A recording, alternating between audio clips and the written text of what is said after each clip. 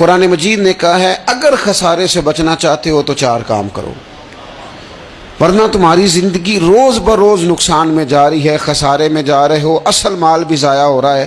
یہ 4 باتیں اگر تم اپنے اندر پیدا کرنے میں کامیاب ہو گئے تو تم خسارے سے بچ گئے۔ کون کون سی؟ الا الذین آمنوا، ایمان لاؤ، پختہ ایمان، یقین کامل کی دولت، یؤمنون بالغیب، غیب پر ایمان، طاقتور قسم کا ایمان، ایسا ایمان کہ جو انسان کو اتنا پختہ کر دے کہ اس کے لیے نیکی کے راستے پہ چلنا آسان ہو جائے اور بدی سے خود بخود اس کی طبیعت اچاٹ ہونے لگے۔ پختہ ایمان ہو، مضبوط، وعاملوا الصالحات، اور پختہ ایمان کے بعد پھر اعمال صالحہ سے اپنے آپ کو آراستہ کرو، تمہاری زبان سچ بولے، تمہاری آنکھیں شرم و حیا والی ہوں، تمہارا وجود جب بھی قبول کرے رزق حلال ہی کو قبول کرے، سوچیں ستھری ہوں، نظریات پاکیزہ ہوں، طبیعت خیر خائی والی ہو، کسی کے لیے اچھے جذبات رکھتے ہو، تمہارا وجود نفع بخش ہو، ہمیشہ کسی کا بھلا کرنے کی خواہش طبیعت میں مچلتی رہتی ہو۔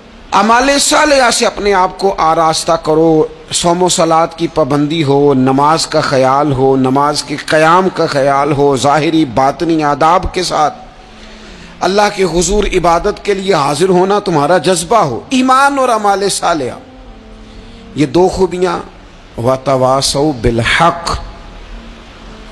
پھر ایک دوسرے کو نا حق کی تاکید بھی کرو، نیرا بیٹھ نہیں جانا نیک اعمال کر کے۔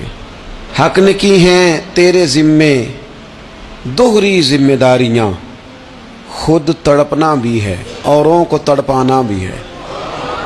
نرا تو نے خود ہی نہیں تڑپنا، تیری ذمہ داری یہ ہے کہ کسی اور کو بھی تو تڑپائے۔ وتواصوا بالحق، تاکید حق کرنی۔ ہمارے اندر نا ایک بہت بڑا مسئلہ ہے، 2 حکم ہے شریعت کے، ایک ہے امر بالمعروف، ایک ہے نہی عن المنکر، نیکی کا حکم دینا اور برائی سے منع کرنا۔ میں نے دیکھا ہے کہ بڑی کمزوری پائی جاتی ہے، نیکی کی بات لوگ پھر بھی کر لیتے ہیں لیکن نہی عن المنکر،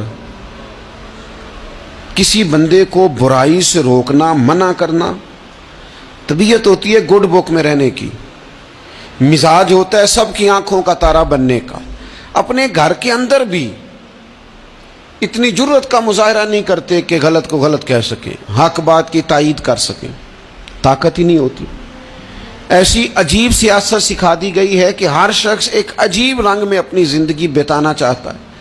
قرآن مجید کہتا ہے خسارے میں چلے جاؤ گے اگر کلمہ حق تمہاری زبان پر نہیں آتا، اگر کلمۃ الحق ادا کرنے کی تمہارے اندر طاقت نہیں ہے تو تم نے ضائع کر دیا سارا وقت، حاصل کیا کیا؟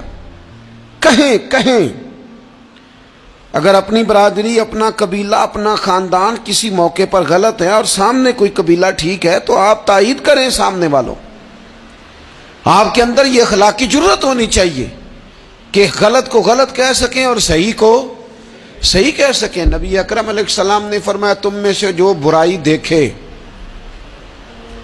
وہ چاہیے اسے کہ وہ ہاتھ سے بدل دے، مظاہرہ کرے جرت کا کہ میں نہیں ہونے دوں گا، اور فرمایا اتنی طاقت نہ ہو تو زبان سے ہی کہہ دے، اعلان کرے برائی کے خلاف، اور فرمایا یہ بھی نہ کر سکے تو دل میں ہی برا جان لے، ذالک اضعف الایمان، یہ کمزور ایمان کی علامت ہے۔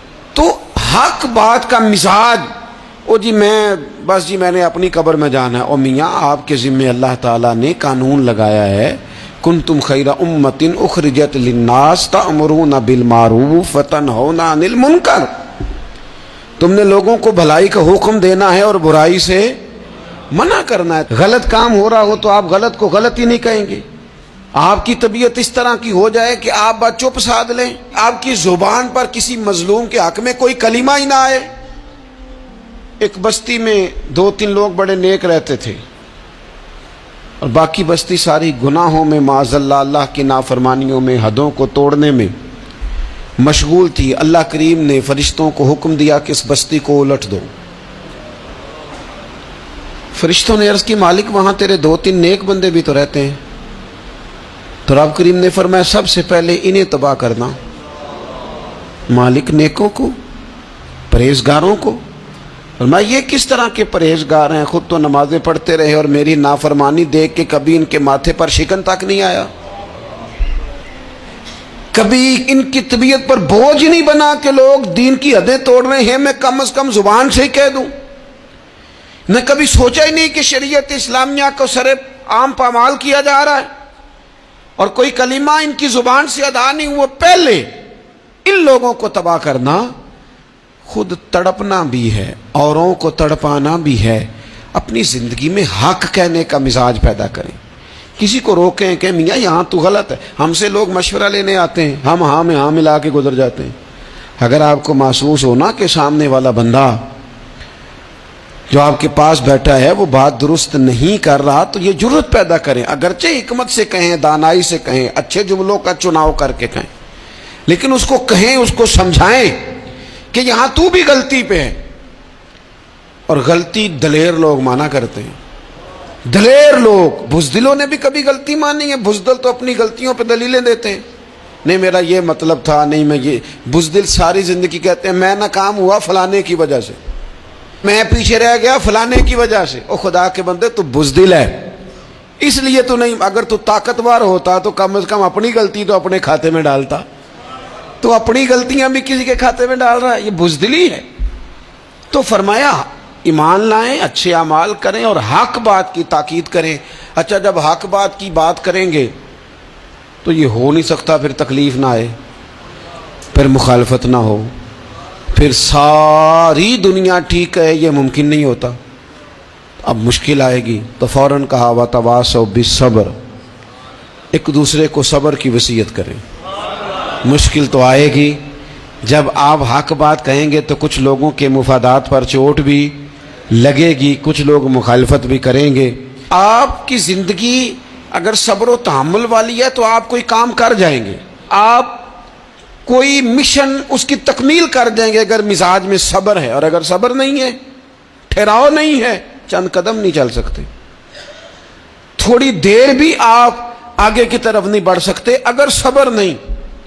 ایک تو یہ ہے نا کہ میرا کمپنی میں گزارا نہیں ہوتا، ایک تو یہ ہے نا کہ میرا دوستوں میں گزارا نہیں ہوتا، اور ایک تو یہ ہے نا میرا دفتر میں صبر نہ ہو، ذمہ داری سے کہہ رہا ہوں، صبر نہ ہو تو ماں باپ سے بھی گزارا نہیں ہوتا۔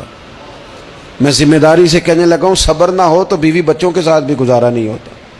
آپ کو صبر کرنا ہے۔ مجھے بتائیے چھوٹا بچہ ہے آپ کا، وہ چھوٹا ہے، اسے پتہ نہیں ہے، وہ کچھ ایسے کام بھی کرتا ہے جو غصے والے ہیں، تو کیا آپ اس بچے کو سزا دیں گے؟